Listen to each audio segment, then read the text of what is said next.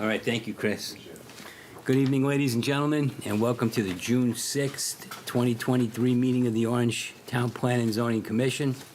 I am Commissioner Ozzie Parenti, and Tom Tarenti. Paul Kaplan. Kevin Cornell. Judy Smith. Jack Demerjen, zoning administrator. all right, great. First item on our agenda this evening is a review of the minutes from the May 16, 2023 meeting. Has everyone had a chance to look those over?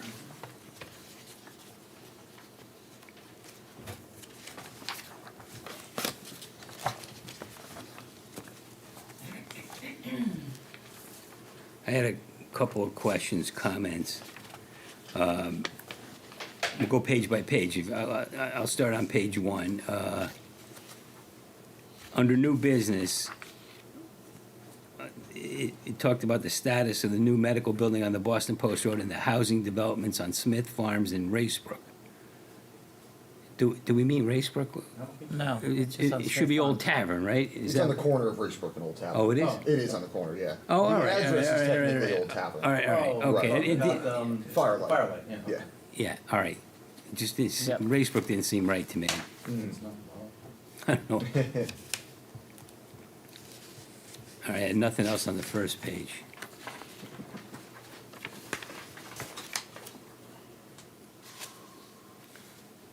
Or the second page. Deb, on page 2, second paragraph, fourth line, I think fire marshal should just have one L.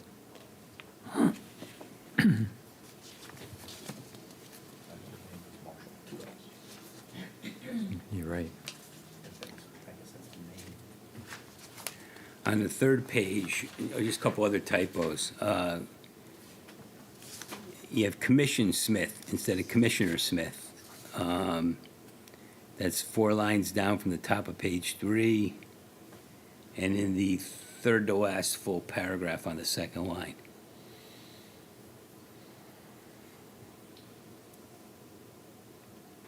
And I wonder if in the third full paragraph, it refers to a proper use.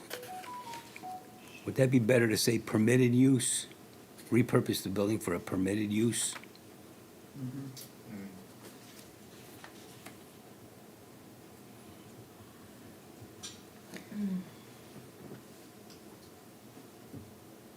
And then the only other thing I had on that page was in the fourth paragraph up from the bottom of the page, Mr. Ekman was talking about decommissioning costs for solar arrays. And my only problem here is on the third line. It says, if the owner fails to take responsibility, the town can become liable. He did say that. Whether I think that's the case or not is a different story. Yeah, but I don't think it's, I mean, that's what he said. I would say, that's what I would say, though. I would say Mr. Ekman asserted that if the owner fails to take responsibility, because it's just not clear on, whether that was Coming from him or or something. him or us. That's all I had. Move that we approve the May 16, 2023 minutes as amended. Do we have a second? Second. Second by Tom. All those in favor? Aye. Aye. Okay. Second item on the agenda is old business. Anybody have anything they'd like to bring up under that topic? All right, how about under new business? I know there's one item we wanted to talk about briefly, but is there anything else beside that item? All right, then, we have, specifically noted under new business to review current outdoor display storage language for potential revision. This, I think this is just something we need to clean up in our regulations. When we had the Ocean State application a month or so ago, 2 weeks ago, whenever it was, You know, we were working with regulations that I think in part didn't make much sense, you know, and that what I'm talking about is 383-121. Did you pass out the, Yeah. Everybody should have a copy of the marked up language. and I thought for starters that the problem was subsection A and subsection B essentially said the same thing. I could tell what I think they meant to do there, but it doesn't look like, or it didn't look to me like they had accomplished it. Oz, the changes that I'm looking at here are the changes that you put in there, or what? Yeah, that's what I, just again, as a starting point, I would take out subsection A and make the changes that you see there to subsection B. And what I was trying to get at was that, one, we would only regulate, allow outdoor storage and displays for sizable spaces. So, we wouldn't allow it anywhere in Orange across the board. So it's more than 40,000? Well, 40 was just my guess. No, that's all right. I was just- I mean, it could be 50, it could be 60, Right. it could be 30. Ocean State was, Yeah, with PetSmart, I think it was 50 and change. and Jack provided a list, Yeah, did a I- little I research. gave that breakdown again, just to give everyone another copy. There's only 4 or 5 of them in town that are going to be, Again, this is not all of them, this is just a number of examples that I pulled to try to show you okay. some variety that we have. So what I was attempting to do here is to say, over a certain square footage, you get a, certain size space, you get a certain square footage of display area, outdoor storage. And as you get the space increases in size, you get more outside, based on a percentage of the square footage. Constrained by the other regulations of not being in the right of way, Everything not else. being in a green area. It all stays So- the same. So, while I always like having a formula, it's just how I'm wired. The thing is that as the buildings get larger, the formula stops working in some regards, because say you've got a Home Depot, and it's got 100,000, and you've got a percentage in there that works for a 7,500 square foot store, and you want to let them do 100 square feet. It's like, okay, well, 75 into that, now the thing's, I got 5,000 square feet of outdoor storage or something. Yeah. Which, basically, would be, Well, under the amendment that we just did, it went up to 75,000 square feet, and you still only get 185 square feet. right, but the percentage, There's a formula here. he wants a formula rather than a cap or a flexible cap. Yeah. Or as a starting point, as you say, a suggestion. Well, we could have a, you say a flexible cap, but we could have a cap. Yeah. I mean, at some point, when you get over 100,000 square feet or 150,000 square feet or whatever it is, Well, no more. why couldn't you just say, 5% not to exceed a certain number of Yeah. square feet? Yeah, Yeah, allow a little bit more, but not, 5 times. right.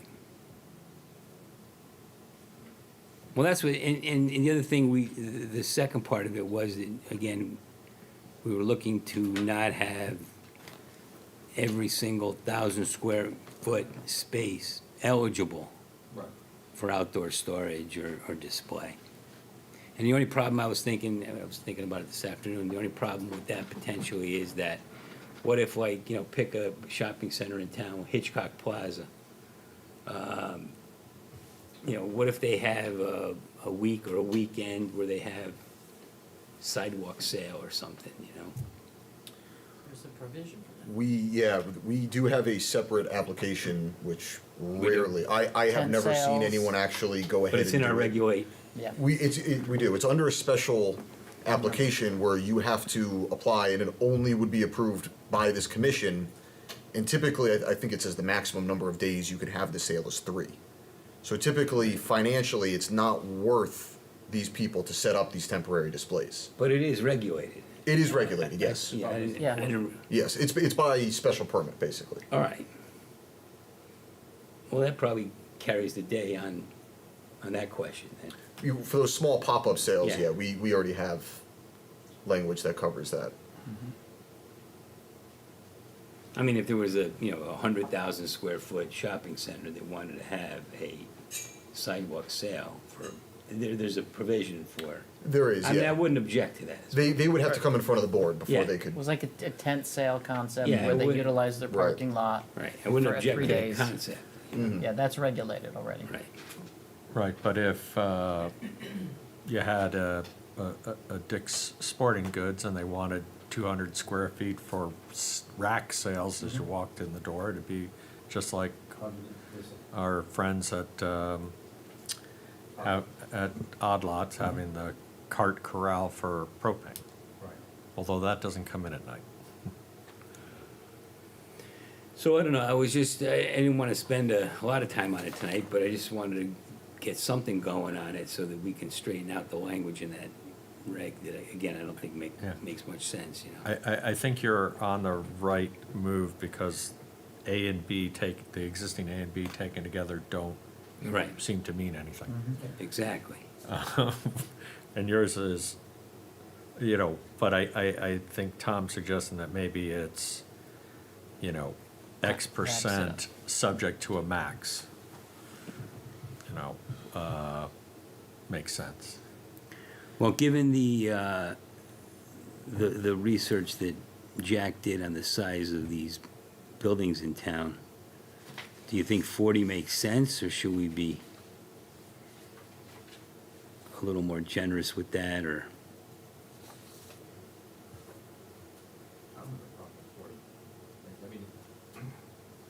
We can certainly go down if you wanted to a little bit, but 40 was a pretty good-sized number.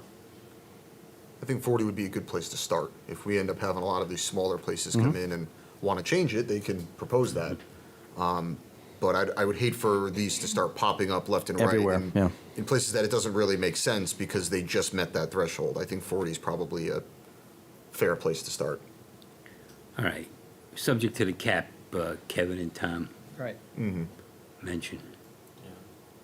So when we're talking about this cap, the percentage, whatever your percentage is, or size of your store, you get a certain percentage of that store, of that square footage for Up to outdoor a- display. Up to a certain number. Not to exceed to a a certain certain square number. footage, but that's what, What do we do? that's what we So- gotta Do figure for the out. Best Buy or Odd Ocean Lot State, it people. was a max of 185. That's why I asked, because there really wasn't any percentages that were written into that 185 Right, square that's feet. new what I was- regulation. It was you qualify for this number or you don't. So say you're the Harbor Freight, that's 30, Harbor Freight and AutoZone are a total of 31,000. They're each probably around 20,000. If it was 5% of 10,000, Right. that'd be 500, Right. Which is That's why the percentage which is is a little would be larger. misleading because we already have the other language that goes strictly by square footage. Right. And the max on that was 185 square feet for display. And that went up to 75,000 square foot users. I mean, I think, basically, if you read the regs, these displays are going to be on sidewalk area that's not part of the main egress. Because they're not allowed to be on grass, they're not allowed to be on concrete, asphalt, or brick paved areas. How are they not, how are they not on paved areas? I'm just reading what it says. All we required, at least in the one we just approved, was that it didn't impede the sidewalk. Right, but it was. Pedestrian it was- traffic. Right. Right, so basically, they were on the sidewalk area. Right. Outside of the egress paths from Yes. the doors. Right. So It's F. that's where all of these are gonna wind up. Yes. no problem. So, That's kinda what if we you've want. got, that's kind of where you want them. Right. So, if you think about it, on a retail store, a sidewalk's usually maybe 10 feet wide. And so if you've got a 20,000-foot story, maybe you have 150 feet of frontage, and you've got You have 30 four- feet of doors. So, you know, there's a sort of a practical limit. Right, it's 4 feet, just for purpose of discussion, wide, right, because you have 10 feet of sidewalk, and you have to leave 6 feet for pedestrian traffic. I think that's what it was, right, 6 feet? Yeah, I think so. So look Yep. at 4 feet times, I don't know, how many? Yeah, 50 so- is 200? yeah, I'm saying, so. Uh-oh. Sorry about that, So Chris. what I'm saying is that pretty much when you get over like 250 square feet, Mm-hmm. you know, that's a lot of frontage. But it's all subject to. A special permit. A special permit. Yeah, that's true too. Yep. But I don't know that it needs to be, you know, if you start getting up towards 500 square feet, somebody's got to bring it in at night. And that would far long exceed as what it's we not just big. allowed for what we consider one of our larger buildings on the post Yeah, road. that's, so I Yeah, think that's a lot. percentages might be a little, So we're back to I think percentages is a slippery slope. yeah, I mean, you know, Well, you're right. maybe, You know, maybe put in a fixed number and just see how it goes for a no while. more than Yeah, but- X, Yeah. between 40 and, what did we have, 75? 75, yeah. That's fine. 185 was exactly where we were at. No, but- well, it's two things, right? I mean, you're saying the size of the space, the building? No, the, between 40 and 75 is what you have, good. 40 and I 70. just said greater than 40,000, I think, Right. right? Yeah. Well, didn't it say less than 75? No, it didn't have a cap? Oh, that was crossed out. No, what I'm saying is, if you're only eligible for outdoor storage. If or you have display- more. If you have more than 40,000 square foot. Right. And then, you know, and then a percentage of the square footage, you can have outdoor storage and display,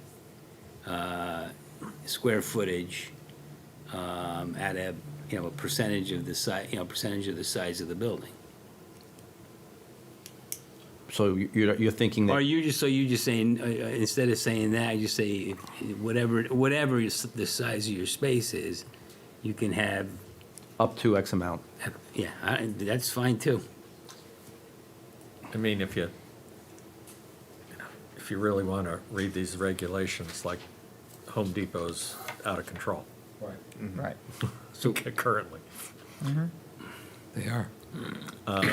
But, so, oh yeah, just, so let's so- concentrate on people who behave. so what are you thinking? Jack, it's a Jack problem. Like 200?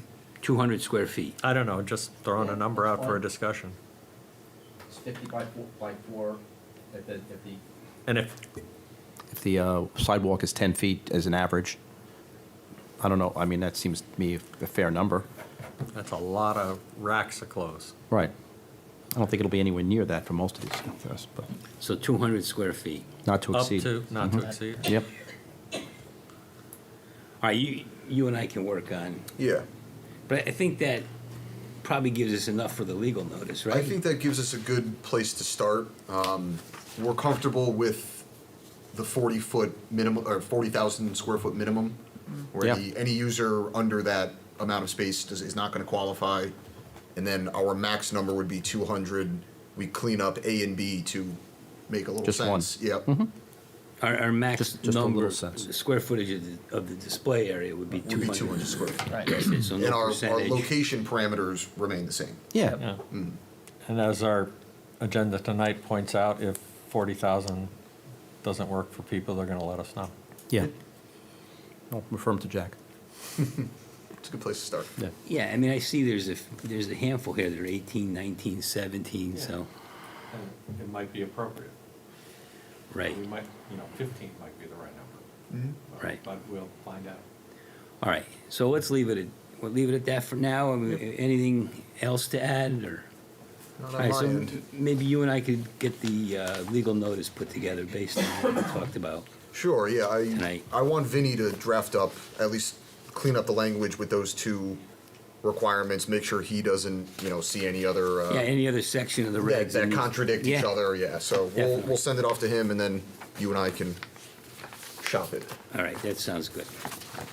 Anything else then under new business?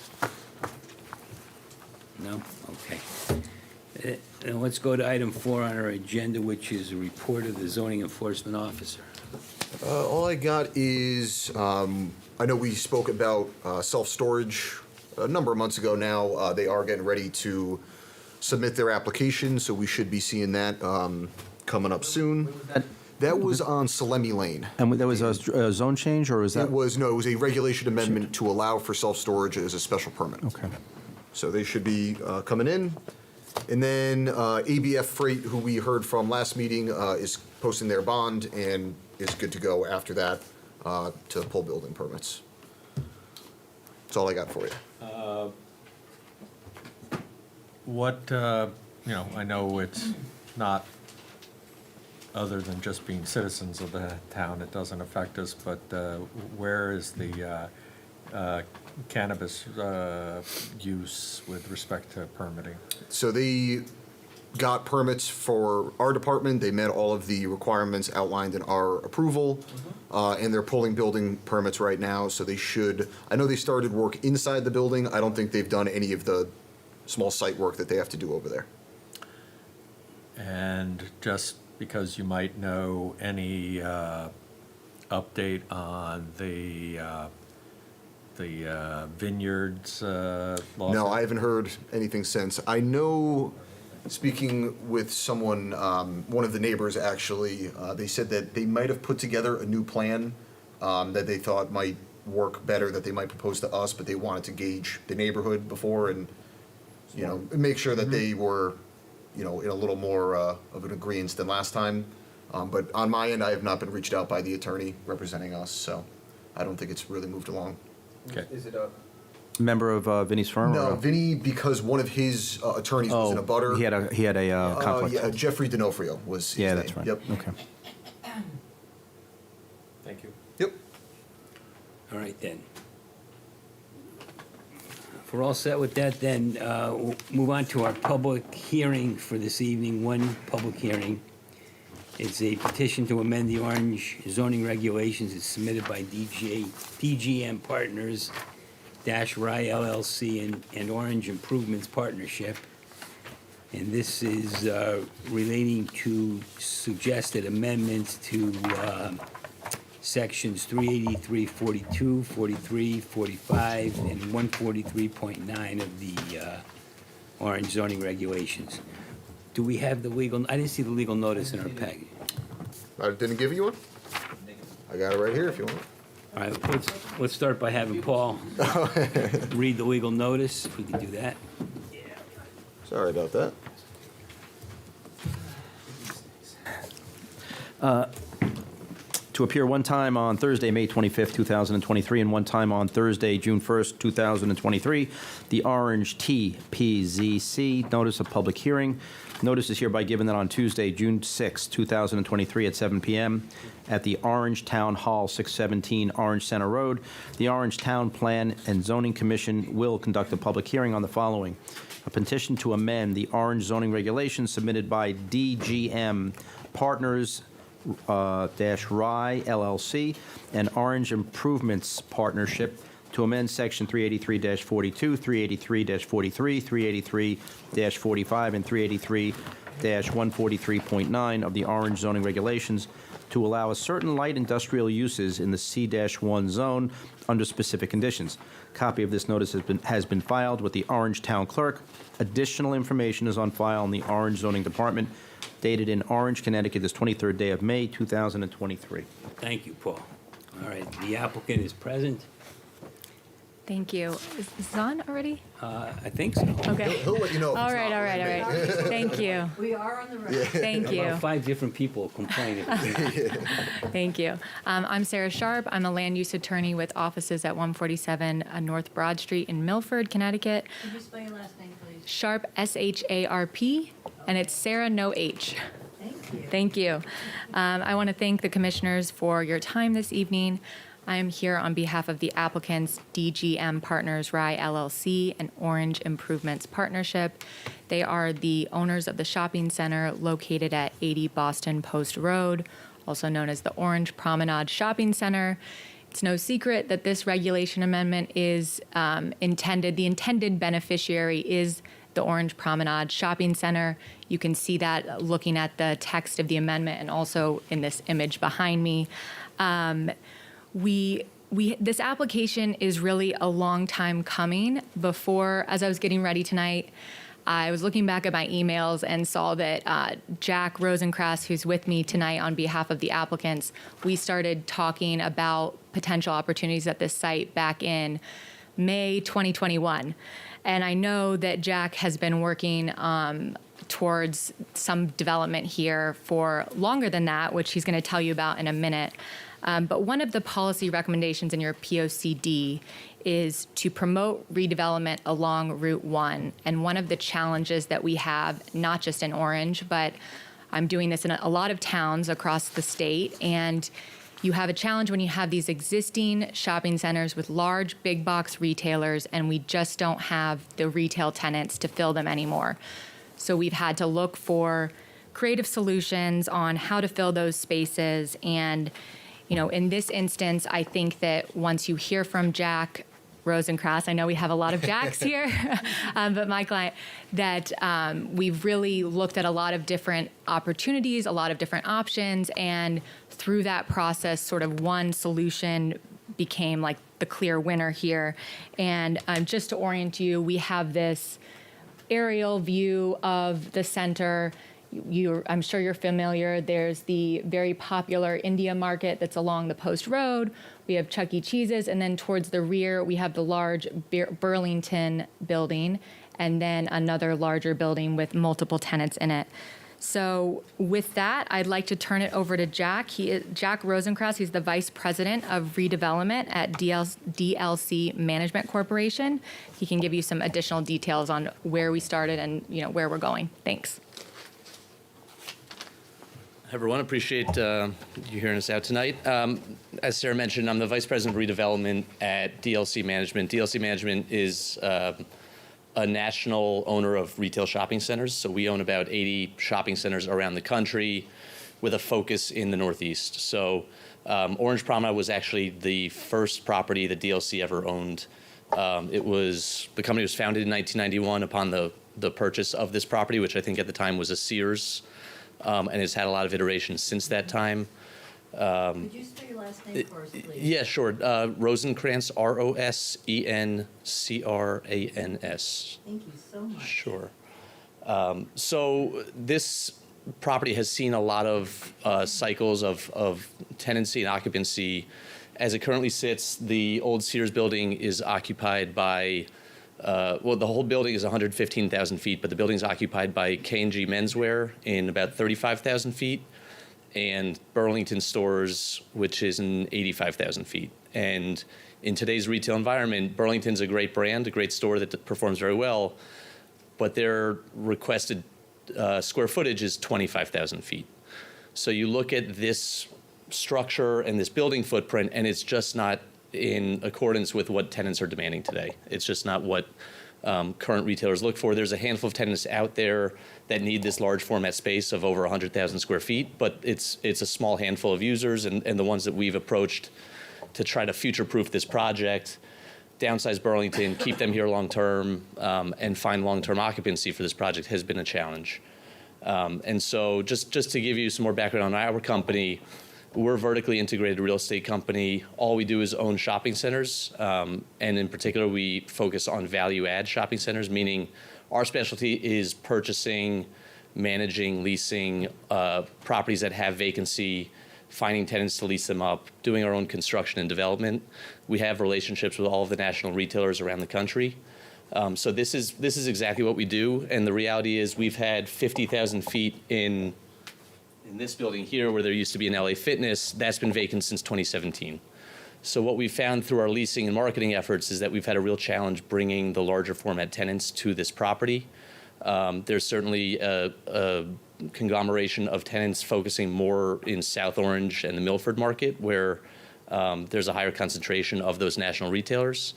And you know that in the past handful of years, you've seen Lowe's leave the market, you've seen Sam's Club leave the market, and most recently Best Buy. And so what we're trying to do is create an opportunity for this property that gives us the highest ability to market this site and give us the ability to ultimately invest in this property and future-proof it, like I said, to keep it well occupied, highly assessed values, paying taxes, and hopefully, you know, stay well invested in. So just to give you some background on how we crafted our application today, I've mentioned we've been marketing this for retail purposes for the past we've been marketing it since LA Fitness vacated since 2017. We've been unable to find those large format retailers.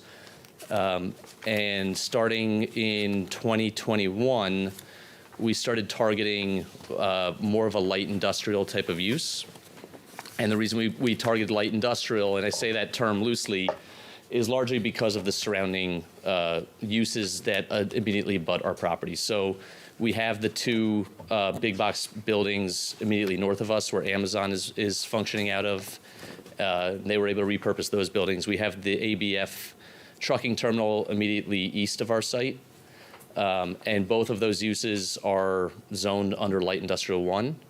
So our effort here is to give ourselves flexibility to target those, not those type of uses, but uses consistent with that zoning classification, and also keep it as a commercial property in nature for those uses that are there today and intend to continue existing there today. So when I say that, we've had a lot of success in the uses and in the structures along Boston Post Road and along the commercial corridors. So Chuck E. Cheese just expanded. The Indian market is very strong.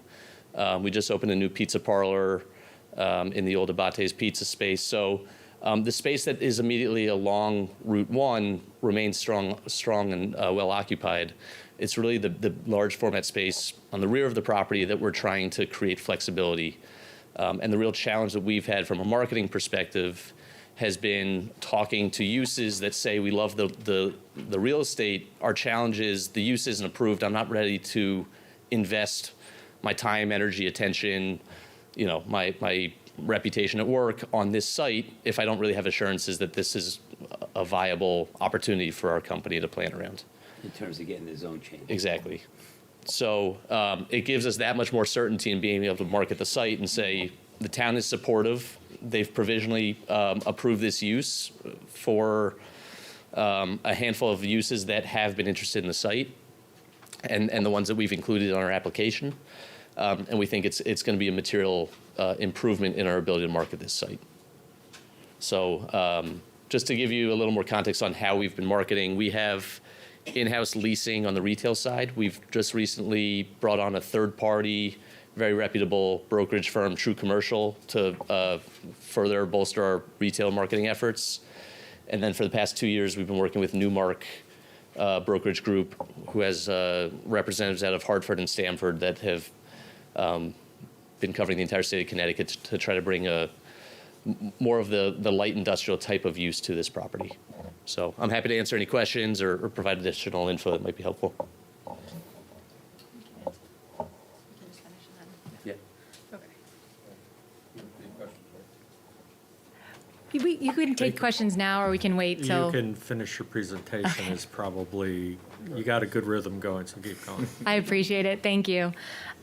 So one thing, I just wanted to also emphasize is that with the uses that we've selected, these are the types of uses that have shown interest and serious interest in the property. And, not that approving the regulation amendment would approve the use. The balance that we, of course, are striking and we're very mindful of is that these would all be special permit uses, so that any, light industrial, and again, using that term in the way that it's defined in this regulation as those specific uses, any of those users, if they wanted to submit an application, would be back before you with a full traffic study, with all of the requirements for the special permit process, so that we give you, what you need to make those decisions, and also, in partnership with us, so that we can attract those users and help you with your economic development goals and the redevelopment of Route 1. And so a lot of legwork has gone into this, not just on the retail side, but really doing our homework to see if this is a viable use that we could attract users for this space. In terms of the characteristics of the property, the more we looked at not just the surrounding uses, but the size of the property, the multiple access roads, the adjacent light industrial zone, it became really clear that some sort of mechanism to allow a mix of commercial and light industrial would really make sense here. And we, met with Jack Dermagen at length. We've spoken at length, and I appreciate all of your time. And we've, met at pre-application with Judy, and we've thrown around all of these ideas. And what really was coming, there were a lot of themes, but one of them too was maintaining that commercial corridor along Route 1 being very important along the Post Road. And we value that, we respect it, and we also want that because that is the best use for that area along the Post Road. And so that is why, as part of this regulation amendment, we have a setback from the Post Road that any of these light industrial uses that would be allowed by special permit under the amendment would have to be a minimum of 250 feet from the Post Road. And to give you an idea of what that looks like, we have this graphic here with the, in red, it's 280 feet to that drive aisle there. And I want to just put up our other graphic to sort of orient you so we can finish up, and then we'll take your questions. Yeah. Thank you.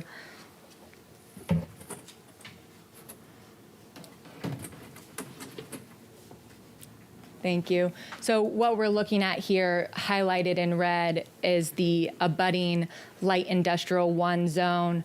Obviously here, this is our property, and you can see the nearby uses with the Amazon distribution and the ABF trucking, like we mentioned.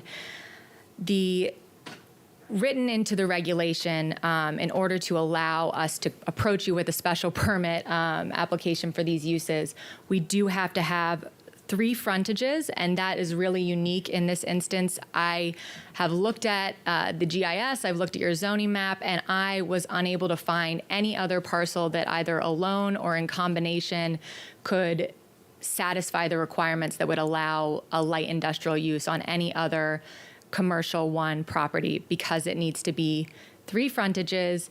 It needs to be a commercial 1, a budding light industrial 1, and it needs to have 10 acres. And those are the unique things that make our property,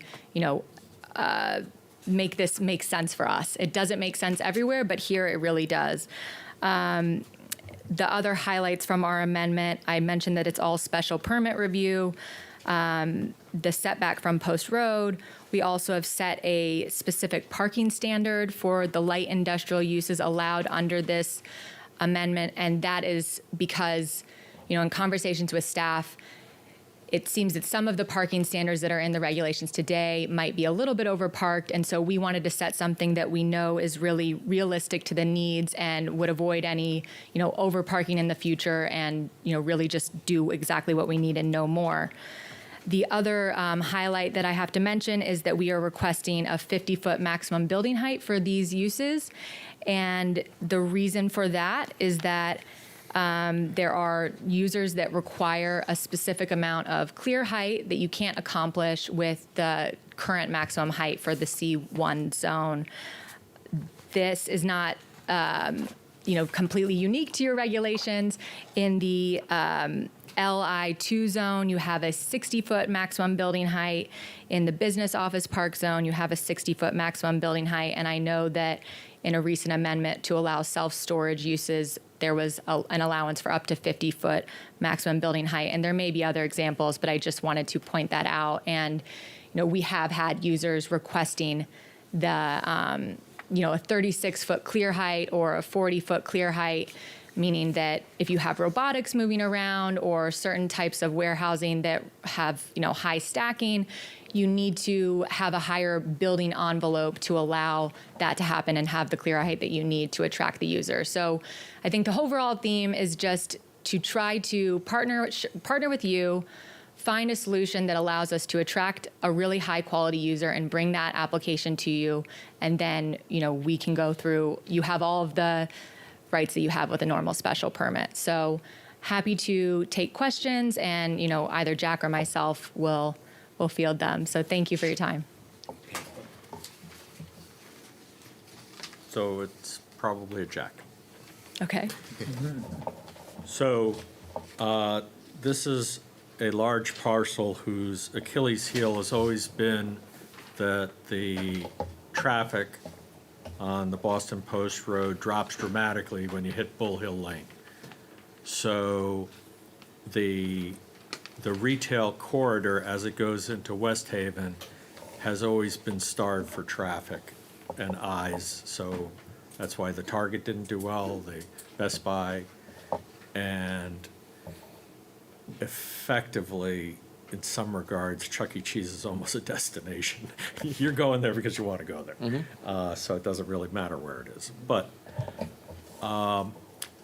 so in concept, you're really effectively saying that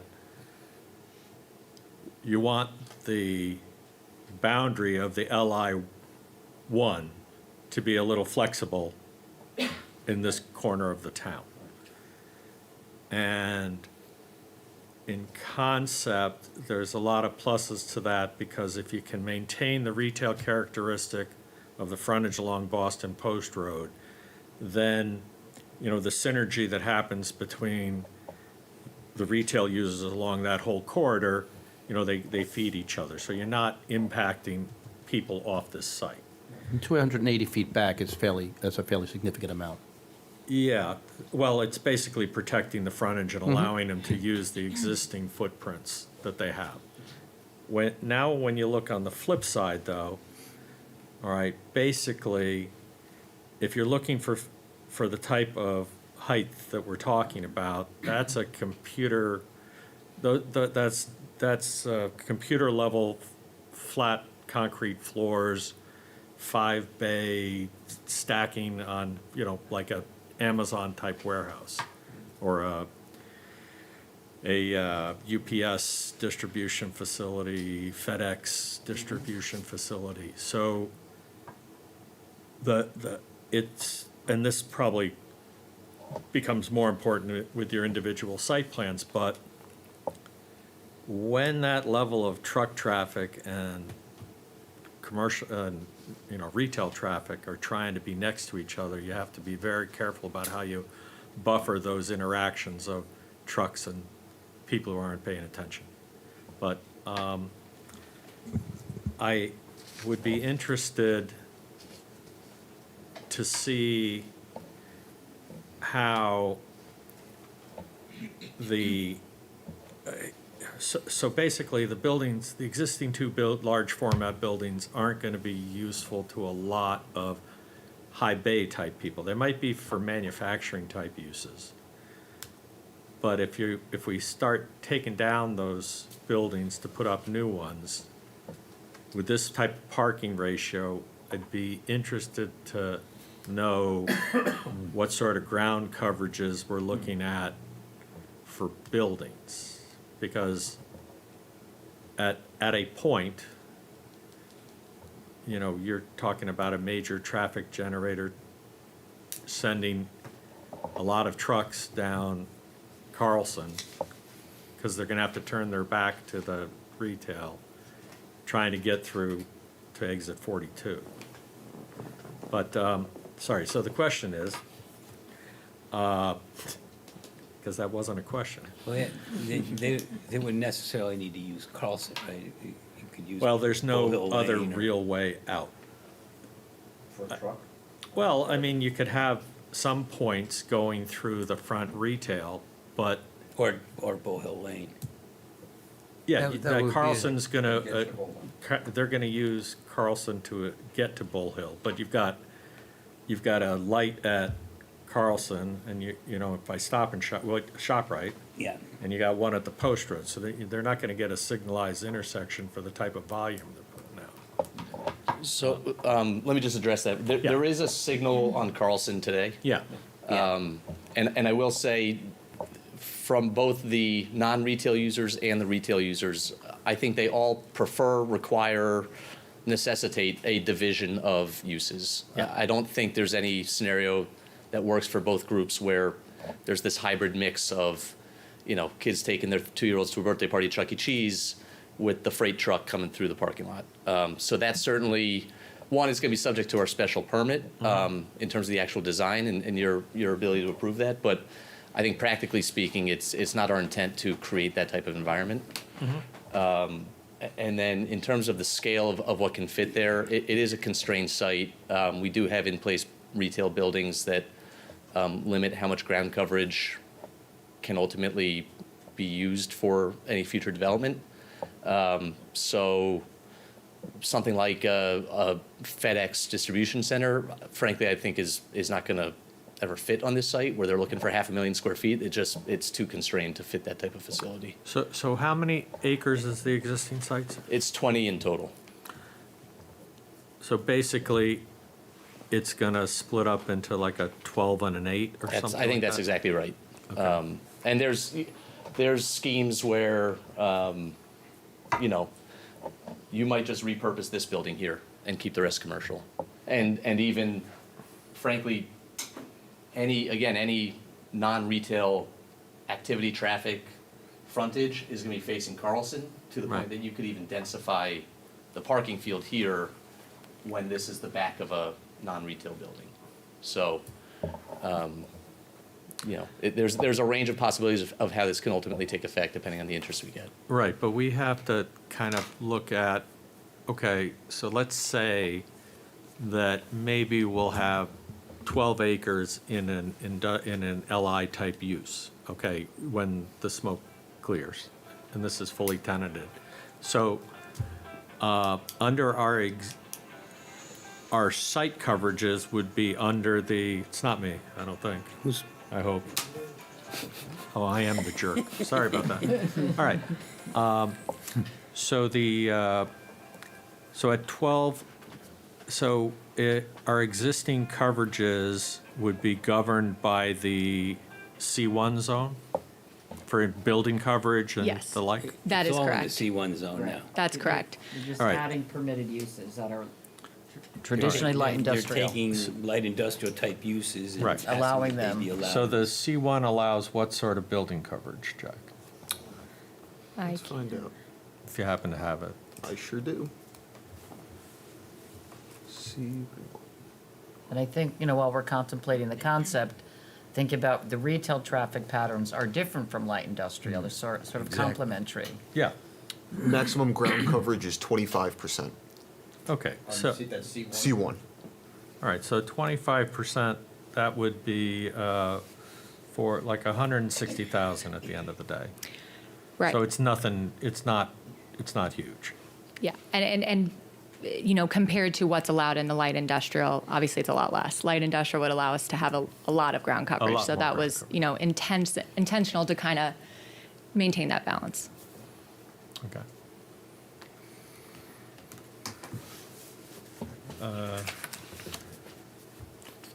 I have a question.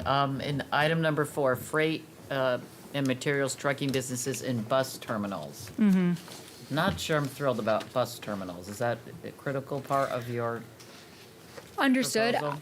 We took that exact From- description from the L1, so I think that, you know, we would be amenable to talking about limiting that. I don't think that that's our target user, the bus terminal. Right, right. Not my target in redeveloping the property for the bus terminal. Right, okay, so maybe we could drop that. I think that's reasonable. It's, they're looking at 38343B, Judy. Where, that's, you know, permitted use or, Right, Actually, section A, item 4. those are actually prohibited use. It is a permitted use in LI2, LI1.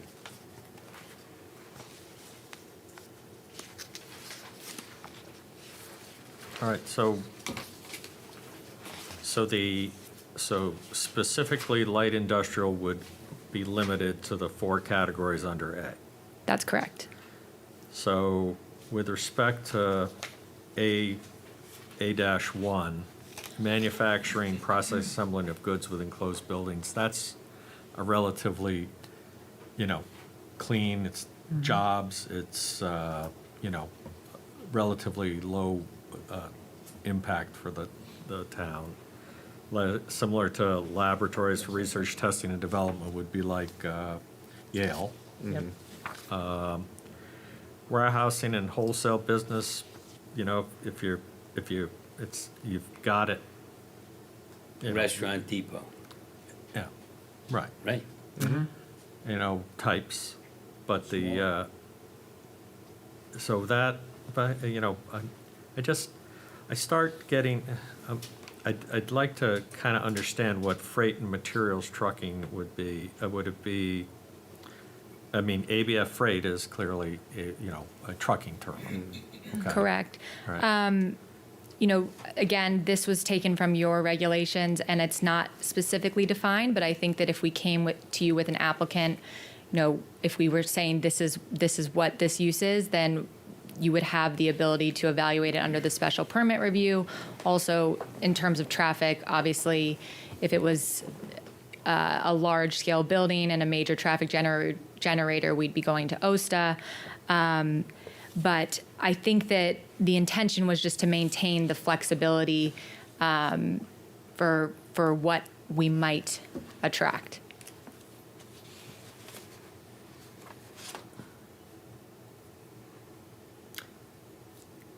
Have you applied that section in other instances? I don't recall ever seeing that applied. What's that? Wait, Freight and materials trucking business. Camco, maybe? Camco, yep. Isn't it? In ABF and the property next to ABF as well. It's right there. Yeah. They're almost overlapping. Yeah, it seems that way, right? Right. To me, yeah. And the question gets back to the truck traffic and where it's going to go and how is it going to complement with, the other uses there. What's concerning to me, and I think Judy was alluding to it, is how do you isolate those post-road frontage buildings from the rear buildings? Well, right now, they're isolated by an access road. It could just be a circulation road for the retail and not, bleed through. Right. Sorry. Just, we've done truck turn studies where trucks come in this road. There's room to make a full U-turn here and exit through Carlson. Jeff, just orient, you Jeff, right? Jack, I'm yes. sorry. Orient me, where's Carlson event? So this is Carlson. Yeah. This is Boston Post Road, Yeah. heading north. Yep, And so Bull Hill Lane is this road here. so the trucks can go directly from the, Carlson. They'll turn, the site to Carlson that's right, and back and forth. yeah.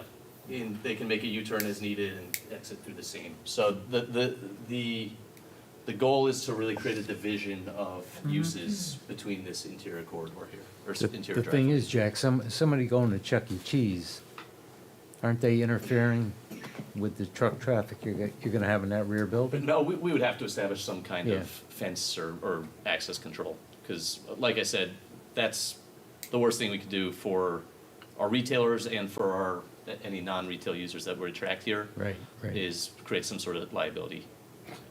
Like It's in their having a truck interest run over to people. do it. Yeah, it's in their interest from a liability perspective, And and, on yeah. a site plan application, that specified. current entrance where the 280 line is might be a cul-de-sac and Yeah, make a left and right. segregated physically Okay. from the, there'll probably be some physical segregation because they'll probably also wind up doing a lot split, Are we able to mandate? so they can get separate financing. Are we able to mandate in some fashion that, this is not the place to do it, I guess would be on the site plan applications, where the trucks have to go in a particular Well, traffic again, pattern? we're assuming that it's gonna be a trucking thing. They could get a laboratory in there. Yeah, well, I Right. wouldn't But care then. if it were to Yeah. get to that Or point. a commercial. Yeah. commercial. Right, if it were to get to that point, it's, public health and safety is certainly something the commission takes into consideration, so we could ask for whatever measures we see fit.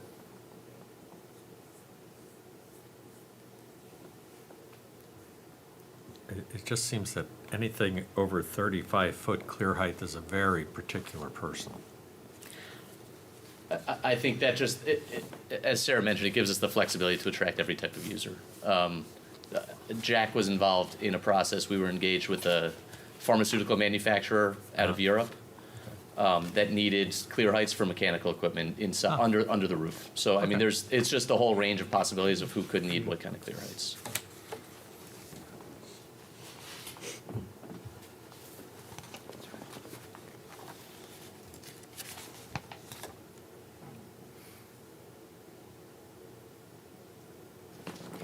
Why, as a commission, would we, if we were inclined to go along with this on, on this property, include these light industrial type uses in this commercially zoned property?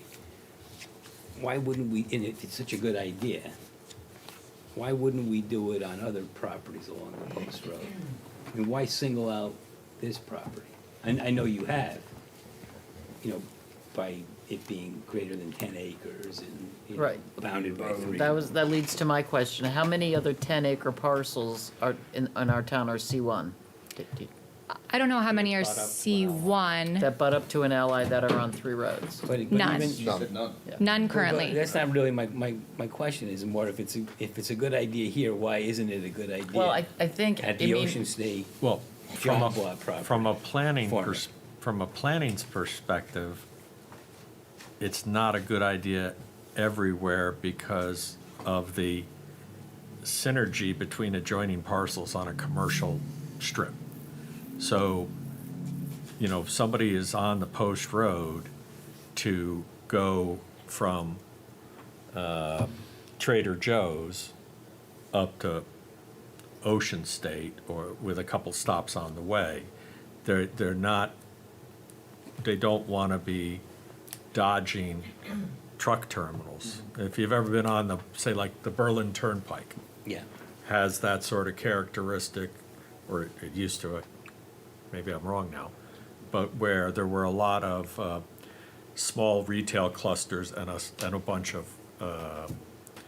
industrial type users, and you were kind of dodging, Yeah, no, you're spot on. yeah, So there's a good substantive reason to segregate. for having three, for having it bounding on 3. Yeah, we're uniquely positioned where you can access our site abutting light industrial from the rear side, as opposed to accessing from Boston Post Road. Right, so if they Correct. wanted to include these uses in the commercial zone, in the former Ocean State property, they came to us and said, well, why not us? Because, and that's because then of the impact, see, they're segregating their impact from the commercial street by accessing the LI through Carlson. Right, no, I see, you're saying there's, like I said, a substantive reason for doing it. You're not setting up those parameters just to make your property the only game in town. I mean, That- maybe yeah. No, supply- right. And the other thing, like, as we know, being on zoning many years or decades, situations change. Where the Christmas tree shop was light industrial, and there Yeah. was no call for light industrial. So that commission was compelled, in the best interest of the town, to make it commercial. Now we find big box commercial retailers, we all see it, they're dinosaurs. People order online, small boutique things working. Yeah. No surprise that this place is in trouble. So now, change with the times. How do we fill a building? It's giving flexibility to them and to us to get somewhat of a dead property operational again. Well, and it impacts the commercial retailers as little as possible in this kind of a setting by Right. having With- Carlson available Right, to and them. abutting an LI use already. Yeah. Was there any consideration given to subdividing the property and changing, applying to change the zone with respect to Right. half the property C1? So yes, we absolutely absolutely did look at that. I think that with that, if we subdivided the property, then we'd have an issue with setbacks and, we have existing retail tenants on the parcel that are in that rear portion. So it became, pretty complicated and really would reduce the sort of usable area of that parcel and, attracting a good user. So that was something that we definitely considered, and we talked about it at length, and many more iterations than that. But I think this is where we landed because I had seen from some other places around the country the idea of this sort of mixed light industrial center, and that it can work to promote infill in some of these developments, exactly like what you have here. So, yep. I also just want to mention, we have talked to a handful of users that have a little bit of a hybrid type of use where they might have contractors warehousing with a retail component where people can shop from a sales floor. So I think having this flexibility gives us a nice range of opportunity to attract users that don't cleanly fit into one category or the other. So I think we should turn our focus a little bit also on, okay, now let's think about the retail people on Bull Hill Lane. Okay, so you got a ShopRite, and they sort of stand alone, and then there's a small retail in West Haven. Center immediately going toward West Haven at that Yeah, point. but that's in West Haven, I think. Yep, it is. Yeah. Okay. Yeah. Across Bull Hill Lane is that Across Bull Hill Lane. exercise, the amusement, Right. Okay, so that's Enterman's, Entenmann's. yep. Entenmann's and, You have the Coles, there's a Coles over there. Yeah. Coles, you have the plaza with David's Bridal, Shah's Halal Food, the Bubba Coos, that's couple new up on, restaurants. yeah, but that, they'll share that, they're within that 280-foot zone. Oh, for sure. This is just what's directly across from this property on Yeah, on Bull so Hill. it's the farmer's market, part, it used to be Blockbuster back in The Islamic day. Center as well. Islamic That's Center. 260 Bull So Hill. they don't, it doesn't seem that they would be adversely affected. Well, we should just, Yeah. we should figure that we should Yeah. be thinking about that, that's all I'm Yeah. saying. So they're at a signalized intersection, so they won't be competing. The signalized intersection at Across. Post Road or Yeah, yeah. Carlson and then Post Road. Right, right, so people trying to exit, to egress the, the Islamic Center and In that shopping in center. that shopping center will be doing it at a signal. So. At a signal, Right. yes. There's one there now. So it shouldn't be a big deal. And ShopRite really doesn't, anyone who's going there is not really, Desperate. no, they're gonna be paying. That's you know, right. they're staring at the back end of an empty building now. Even when it was Sears. Right.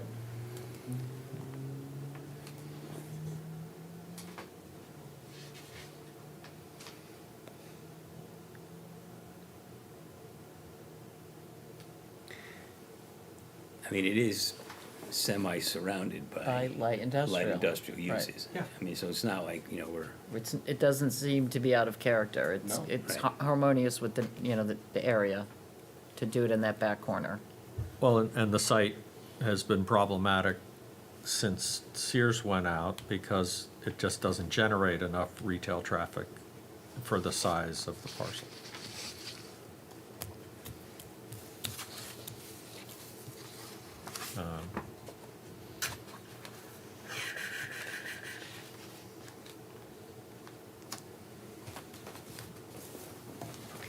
I When always sort you of focus cons- on why certain, we don't, you have, permitted uses permitted by special permit, and then prohibited uses. In all the zoning districts, you really, the prohibited uses are not so numerous. Although there are many, many uses, obviously, that would be prohibited because they're not permitted as of right. Right, in other words, they don't have to be stated if they're not permitted. Here, Right. they're Yeah. specifically called out as prohibited. The uses that we we're being asked to include on this, that apply to this property are specifically identified as prohibited under 383-43. I just sort of wonder why that is. I don't, it's kind of, not that I expect an answer, I think, Orange is a little bit unique in their regulations to have that, the specific prohibitions, but I do think that in most instances in the commercial district with these commercial retail uses, it certainly wouldn't make sense to have these light industrial uses in the same district, in the same, side by side. But here, we just have this unique property that's surrounded by light industrial and has access from 3 roads that makes it the exception to the rule, and that's why it's appropriate here, we believe. Good answer.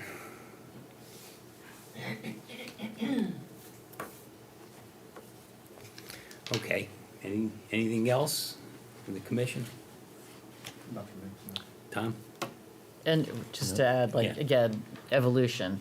The permitted uses in the C1 district have just grown and been added to, as we have seen through the years. So, car hops, Well, cannabis. same could be said of the LI That's true. light industrial 1 and 2 zones, right? I mean, We've got a lot of users recently that don't fall under what our existing language would cover. So we've slowly added. isn't that To long ago basic. we approved a batting cage or something in the light industrial? Wasn't it? Something like that. Yeah, I think. I will say that 50-foot height strikes me as potentially problematic on a site like that. Why? What are It you ju- comfortable with? The Something more existing like 40. 40. So, Well, 40, so, I'm sorry, it's just because I was looking at some warehousing recently. So, used to be, most warehousing was 24 clear. And then, people wanted to invest into another layer of palletized Yep, yep. trucking. Okay, then that, so that wasn't so bad, that was 35-ish clear. But if they're saying there's a process in a manufacturing plant that might have some equipment higher than that, what are we really gonna see from the Post Road or Well, Carlson? what I'm thinking about is looking at a 4-story building when you're driving down the Post Road. That strikes me as pretty, Like Ken Mike Tower? well, I mean, I don't think Ken Mike is that tall. No? I don't think. Or the building next to it? Ships? no, they, No, The medical center. The chips are putting 5 more stories on it. But, We didn't tell you. The medical center, I think, is Yeah, only miles. 3-story. Yeah. well, I mean, if it was a 160,000-foot building that was 50 feet tall, that could be that's massive. that would look big, but I don't know. I'm just trying to think. How difficult would it be for you to market with a 40-foot max? It'd be like 45 to 50. I can let him speak to the marketing, but just, in the context of it being a living, breathing document and just on the higher clear heights for warehouses now, there is a desire, across the country and for a lot of reasons, and one of them I like to think is sort of somewhat adjacent to environmental interests because I have an environmental science background, but there's a desire to maximize the cubic efficiency of the warehouse so that you avoid these sprawling, low buildings, and you have to, increase your square footage horizontally. Here you're maximizing vertical, and it maybe gives you the opportunity to have less impervious coverage, have not as large of a building as you might otherwise have. I think there's been a shift away from these sprawling buildings. So then I'll let Jack speak to the marketing. I like Sarah's answer. I think Sarah's right. I think just the more flexibility you have on height, the more type of users you're able to attract. On what I mentioned is a relatively constrained site size in terms of just how much square footage fits on it, how many trucks could even fit on it. It's not your traditional warehouse site where we have 122 truck bays. And so to be able to have a relatively, what you call a in the scheme of warehouses was a compact site, to be able to add cubic footage is just makes it that much more compelling in a location that's accessible to 95 and a handful of other corridors that serve the greater, New Haven, northeastern market. What is it, what's the height? There now, 35? It's, I believe it's 40. I think 40. it's 40. Yeah, in the C1 currently 40. Correct. I think Tom was very concerned when we did the storage. Right, yeah. That was, we were very careful about its visibility from the highway in Yeah, different but this isn't, vantage points. right. Well, I this mean, is- it's Right, not is that anywhere what near a you- is that what you're thinking residential. about? That was near a residential. This is not. Right, This that's what I'm is saying. one other element just to mitigate height concerns. This is, the site slopes downhill from Post Road down to the site, so it is That's true. a depressed site, and like you're all mentioning, it is, the backside of it is not residential, that it's Right. buffered by other light industrial That is a uses. good point. I think so too. There We is also that have drop. a limit of, a maximum of 3 stories in this, in the C1 zone currently. So they wouldn't be able to put a 4-story building there. I mean, their height would be different, but it still would be a maximum of 3 stories, so it would be utilized more as warehousing. Well, I think Tom was actually wor- by definition, a story is 12 feet. So, I don't think we have a lot of definitions in our regs. But correct me if We I'm do wrong. define story, we do. Your concern was more aesthetic, coming from the Post Yeah, Road. yep. And from what Strictly. Jack said, the other Jack, sorry, it seemed, it goes down from the Post Road into the, so, It I does. mean, Yep. it's the probably going to topography. mitigate that issue, I think. the aesthetic issue. Across Carlson is the ABF. Can you get it? to That the top? steps up dramatically as you head up towards, Right, toward Amazon. Yeah, this is Amazon. headed uphill, yeah. we're kind of in It this does. gully between. And then ABF is One to buffered that from the residential zone in West Haven there. Jack's trying to get some elevation. Trying to, And aesthetically, empty's ugly too. I don't disagree with that. No comment. Yeah. yeah, this isn't gonna give us real good.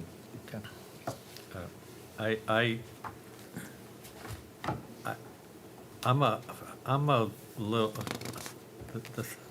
something I'm uncomfortable is A4, the freight material trucking businesses, bus terminals, to kind of see how that might manifest out into the future. I really don't, I don't want another ABF out there.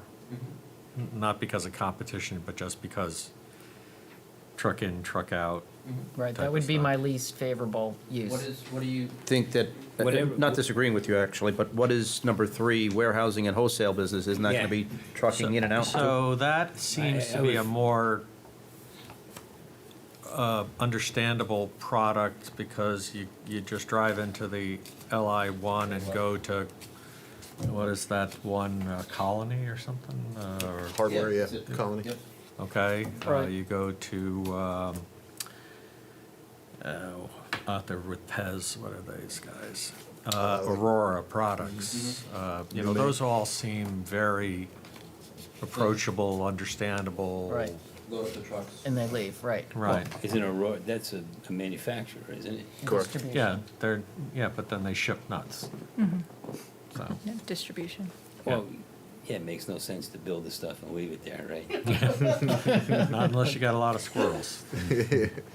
No, but I see what Paul's saying is, I mean, if I had a use that fit 3, it would also fit 4, and vice versa, you know, I mean, I could, I see 3 and 4 are different. well, other than the bus terminal, yeah. The rest of it, they seem pretty interchangeable to me. Materials, trucking businesses.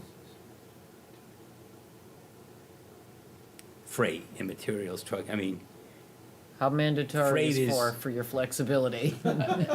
I think in the abstract, it just concerns me to strike it today recognizing that some uses might fall into that and cross off the site, or it's just hard to say. I'd certainly love to not strike it, just to be frank about it. I guess warehousing is, the goods come in and stay for, stay for a while. Freight and materials, trucking, it's more a Transship. quicker turnover kind of thing. Is that, Jack, is that your understanding? Is the timing, I mean, they seem to overlap a lot, is what I'm trying to say. Yeah. It's hard for me to define. I mean, Okay. I have the same challenge as you do in just saying, is this Right. trucking or warehousing? And I'm with Judy, the bus terminal thing is, I Yeah. don't think anyone, well, I'm not Yeah. happy Yeah. with the concept of that. No, But I agree. the other Yeah. two seem to be pretty close. The only thing I would say is you have the two ABF sites there today, you have Amazon there today. I've never been on Carlson Road and seen more than one truck at a time. So I recognize the, some of the fears of what could be there. I don't think our site is gonna drastically change the traffic patterns of how Carlson Road presents or how Bull Hill Lane, is experienced. So I recognize, some of the potential of what's out there, but I just, I just want to point out that there is those existing uses there, and it's not a problem today. I mean, is it sufficient to say that we get another look at it when we see a site plan Yeah, that's somewhere true. down the road? And that's what I was going to say, is that obviously with the traffic concerns and the surrounding uses, you would be evaluating it with the special permit review. Why don't you go get us a nice laboratory, Jack? Yes, ma'am, yeah. you manage And you it? can have your 50 feet. So we're approving. I mean, we would be approving the entire building, even though it's partially commercial right now in terms of usage. Yeah. The site itself. We would be Site. approving the uses, we're not approving any Right, but buildings. it's the entire site is my Correct. Correct. Subject to the, Yeah, subject to the. 280 in. I mean, conceptually, we're moving the LI zone Out. over to within 280 feet of the post road. Right. I will just add that on the LI zone, there were several uses, there were a lot of uses that we didn't add to our description. So, we did put some limits on it. Yay. Yeah. Yeah, yeah. All right. Any further questions? Anything further from your side? Okay, then we'll open it up to the public. Is there anyone in the public this evening who wishes to comment on the application? I guess I'm the public.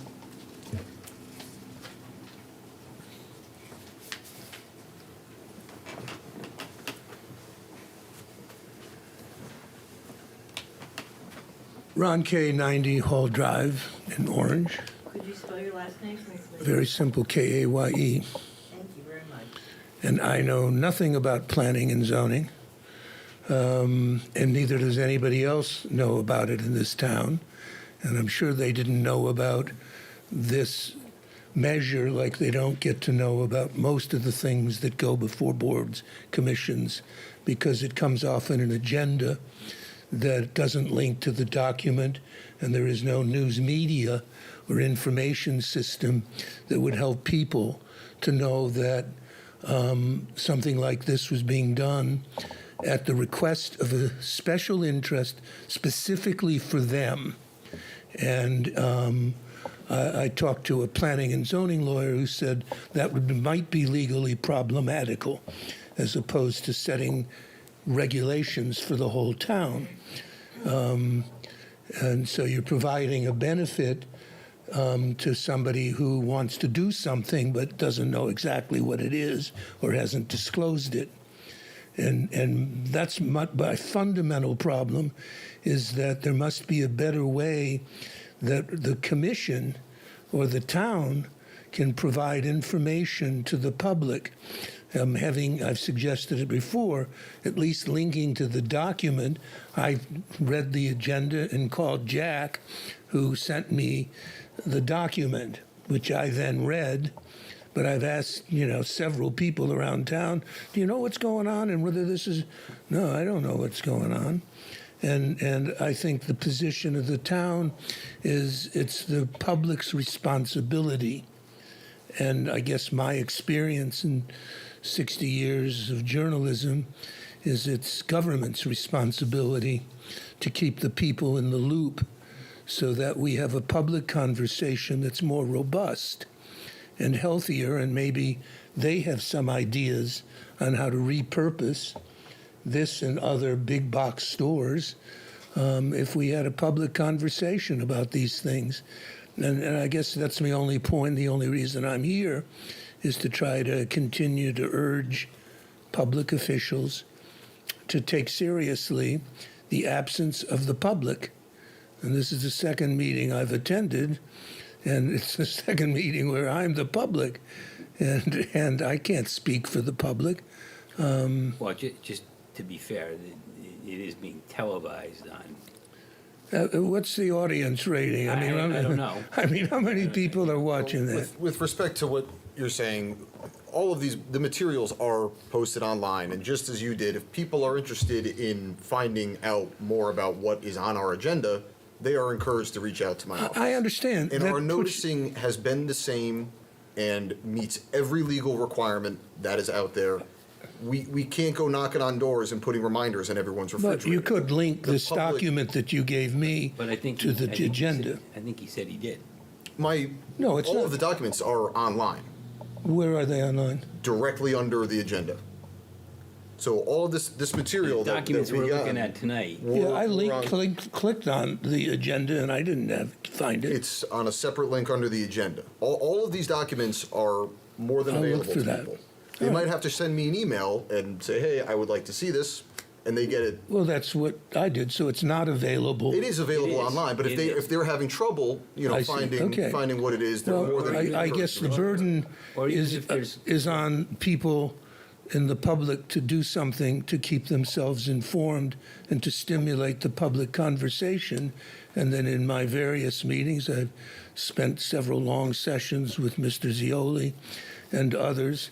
And the attitude that I encounter is a new one for me. And I spent 40 years dealing with the most corrupt city government in America in Los Angeles. And it was easier to get them to disseminate information and to take responsibility for the public. In any case, that's my only point, and I don't want to belabor it. You're going to do what you're going to do anyway, but thank you for your time. Yeah, I mean, the only Yeah, problem I please. have with that is, I mean, we're gonna do what we do because I think we're doing it the right way. Well, I I'm understand you not think so that. convinced that we're doing anything wrong. If the agenda is made public, it's posted, it's filed. Posted, with and our town- legal notices are on the on the agenda. website as well, so, On the- And you if can everything's on the and in the website. paper. If anybody's interested, they can always email Jack, they could come to Well, town that's what hall. But I think I forgot your first name, I'm sorry. Ron. But I think Ron's point is that I don't think he realized it's on the website, and the agenda is on the Oh, I website. see the Except to the agendas extent all the Jack time. already informed So them. if they're interested, all they have to do is go on the website, find out if they want to take the next step of clicking Correct. to find out more. They can I decide- feel. And any information that I can put on there that's not, large maps that might be too large to post on the Yeah, website or anything. No, Everything is there. you're terrific, and your And predecessor. I get back to people very quickly. But yeah, I no think that's as much as we complaint can with do, other than That's what I'm saying. Right. You know, I mean, what and else- again, if you're really if you are interested in it, you Right. can watch it on. well, that's I know. that I have an argument with because I'm going to be cutting the cable very shortly. Okay. Yeah. And then you're done. Okay. I know, Because I hear other the than same- yeah. Channel 79, which I adore, Yeah. there are many people who are but you not could- don't have access. Right. That's We true. are also on YouTube as well. Ah. And you can get all the OGAB meetings on your phone. That's terrific. Yeah, we do live stream on YouTube. Thank you, Chris. I didn't realize Yeah, that. We do. Yep. Okay. So you can watch them live wherever you have internet. Right. Okay. Right, and we have had meetings with tremendous amounts of, if it's a Right. topic that they cannabis are meeting, I interested think, in, was- or let's talk Stu Leonard. We had to go to the cinemas. So it depends if it's a hot topic or not. The people, like, we have very informed residents, and they are very interested in their town, and they come out if it means something to them. I'll take your word Or- for it, yeah. but it's not what I've encountered. Well, Okay. this isn't exactly Thank you. overly exciting. Is there anyone else in the audience who wishes to? I do have two letters, Mr. Chairman, if we have Yeah. no one else. Go ahead. Okay, first letter is from our Regional Planning Commission at SCROG. Dear Mr. Demerjen, thank you for sharing the proposed zoning regulation text amendment. The Regional Planning Commission reviewed the referral at its meeting on Thursday, May 11th, 2023. As currently drafted, SCROG staff has concern regarding the inclusion of warehousing as an approved use for the parcels impacted by the proposed text amendment. Staff recommends that Orange take careful consideration to ensure that the adjacent communities would not be negatively impacted by the proposed spot changes, particularly if a modified parcel is used for warehousing. The size and scope of warehousing projects can have negative impact on the region, particularly in regard to carbon emissions and increased traffic. By resolution, notwithstanding the potential negative impact of warehousing, the RPC has determined that the proposed zoning regulation amendment does not appear to cause any negative intermunicipal impacts to the towns in the South Central region, nor does there appear to be any impact to the habitat or ecosystem of the Long Island Sound. Sincerely, Charles Anders, the Regional Planning Commission Chairman. So that's the chair, the commission that reviews all of our text amendments. But because that wasn't just a simple no impact, I wanted to read that into the record. Yeah, and it seems that he's on both sides of that fence a little bit. There's no intermunicipal impact, which is really why we send it to them, to make sure that that is the Yeah. case. But I think the point about looking carefully at the volume of warehousing that could be generated, so if this was propagated farther along the entire corridor. Understood. As opposed to to this side. relatively, pigeonholed to a maximum of maybe 160,000 square feet of impact. Right. If this could have been, 100, Right. the same discussion we had with the self-storage. Right. If you're talking about 1 versus 30, Right. I have no problem with that part of it. I quibble with the carbon impact when I think if it was commercial and it was in its heyday, there'd be a whole bunch of more cars Right. that Yeah, are going to you would be think the car- adding the carbon load if we The have. body of the letter was really actually what Kevin's point was earlier tonight, is making sure it doesn't negatively impact the surrounding area. We looked at the other side of Bull Hill, we looked at, this is not a light industrial island, in the middle of a sea of commercial properties. I think that was the main takeaway from what they're Yeah. trying to bring And to our size and attention. scope of warehousing projects can have a negative impact on the region, but the size and scope of this is small. And the second letter is from Anne Marie Slyby, who is our Director of Economic Development. Dear Commissioner Parenti, as the Executive Director of the Orange Economic Development Corporation, I'm writing to express my support in favor of the text amendment submitted by DLC Management to allow for certain light industrial uses in the commercial C1 district, when a commercial property abuts an industrial property.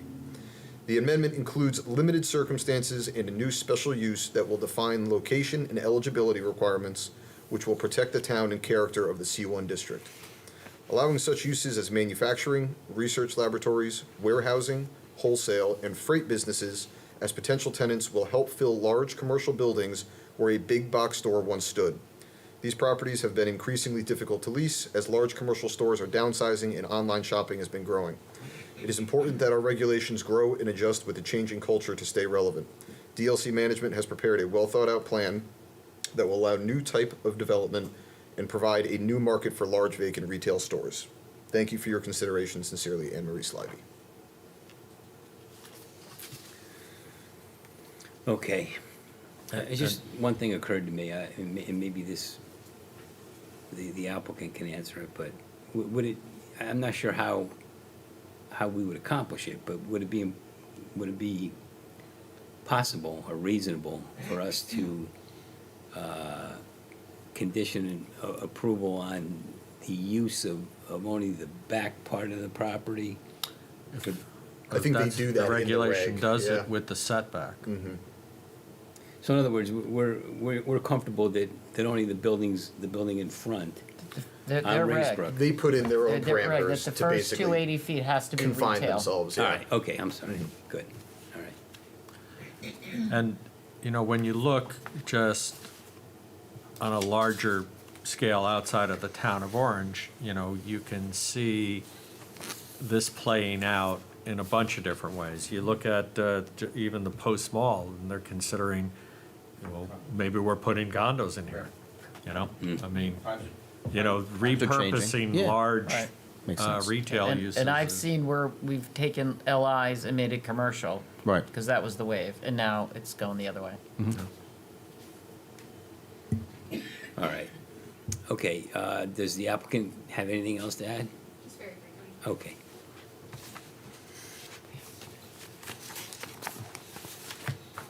Just wanted to respond briefly to the comment from the public. Obviously, I think that you guys are very experienced and you know this, but I would remiss if I didn't just point out for everyone that, you know, as this is a regulation amendment, you're acting in your legislative capacity. You have complete discretion to act in the best interest of the town in, you know, approving this amendment.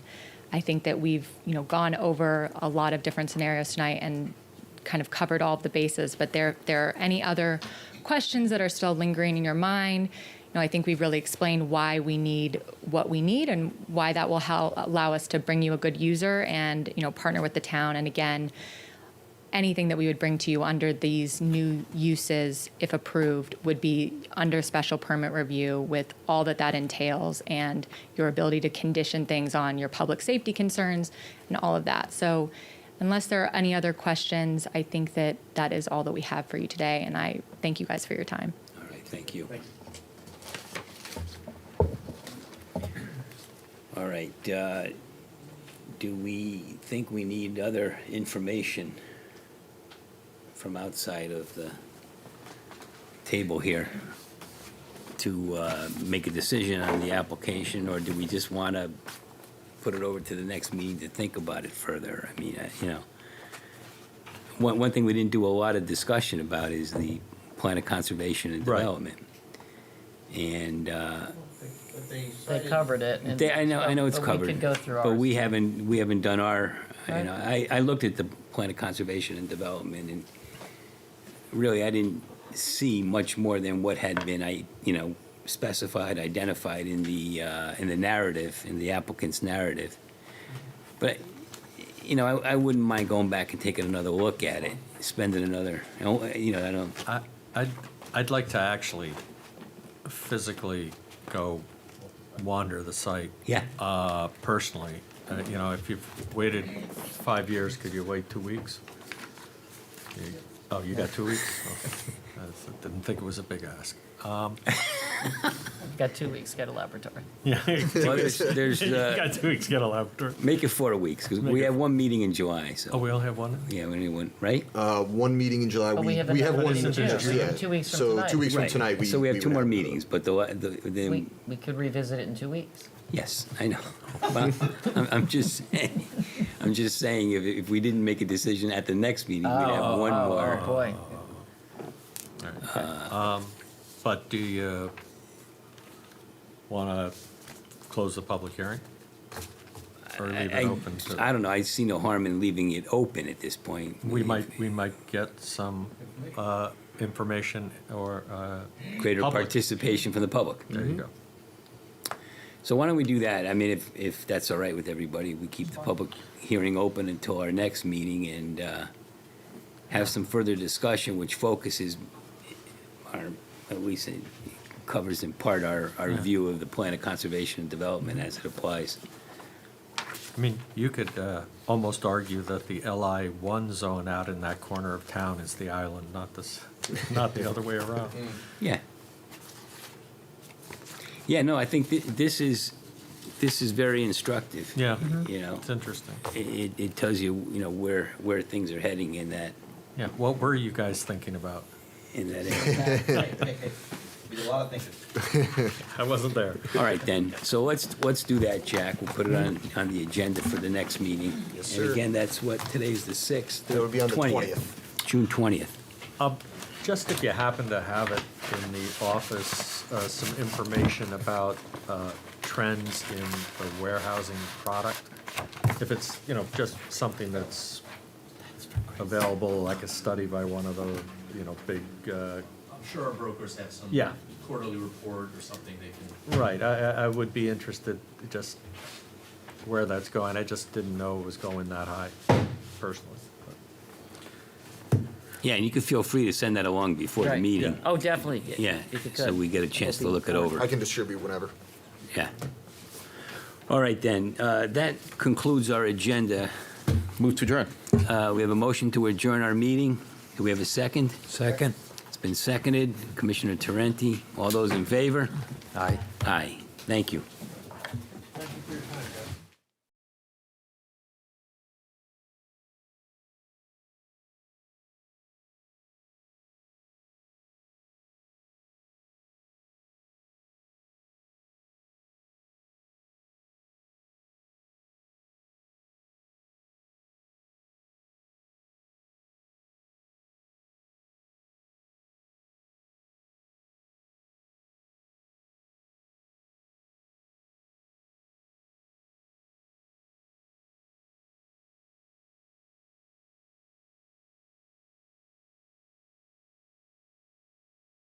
After they added the ground cover, and he was delivering a lot of vegetables, so his vegetable business had grown considerably.